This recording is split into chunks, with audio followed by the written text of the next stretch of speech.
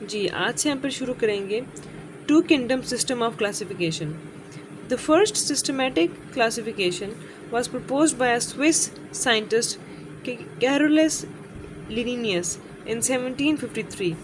He arranged all the existing living things in two kingdoms, that is, kingdom plantae, which included all the green plants, that is, algae, fungi, bacteria, and kingdom Animalia, which included all the unicellular as well as multicellular animals.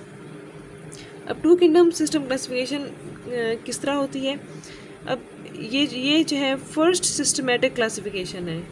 इससे पहले जो Aristotle ने जो की थी classification, वो बस एक वो बस एक ज़्यादा जनरल सी क्लासिफिकेशन थी.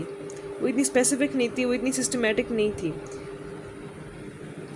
लेकिन जो two kingdom system of classification है वो एक फर्स्ट सिस्टमेटिक क्लासिफिकेशन थी, जो कि प्रपोज की गई जो है वो ये जो क्लासिफिकेशन थी ये प्रपोज की गई एक स्विस साइंटिस्ट की तरफ से, जिनका नाम है Carolus लिनिनियस.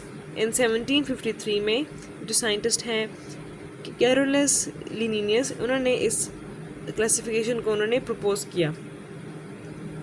He arranged all the existing living things. उन्होंने जितनी भी जो लिविंग ऑर्गेनिजम्स हैं उनको अरेंज किया टू किंगडम्स में, दो किंगडम्स में उनको अरेंज किया. डैट इज़ किंगडम प्लांटी, एक किंगडम प्लांटी में उनको अरेंज किया जिसमें सारे प्लांट्स वाले ऑर्गेनिजम्स थे. That is green plants, algae, fungi, bacteria.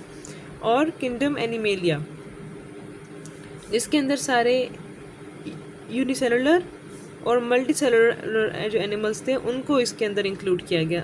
अब यूनिसेलुलर तो हमने पढ़ा है, जिसके अंदर जो एक सेल से बने होते हैं, और जो मल्टी सेलुलर है वो एक से ज़्यादा सेल से बने होते हैं. ठीक है. अब ये जो क्लासिफिकेशन है ये फर्स्ट सिस्टमेटिक क्लासिफिकेशन है.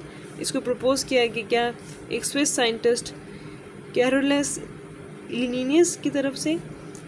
फिर उन्होंने सारे जो एग्जिस्टिंग लिविंग थिंग्स थे उनको टू किंगडम्स में क्लासीफाई किया, एक किंगडम प्लांटी और एक किंगडम एनिमेलिया. जो किंगडम प्लांटी उसके अंदर सारे जो ग्रीन प्लांट्स हैं जैसे कि एल्जी, फंजाई, बैक्टीरिया. और जो किंगडम एनिमेलिया है उसके अंदर सारे जो यूनिसेलुलर और जो मल्टी सेलुलर एनिमल्स हैं उनको इंक्लूड किया गया.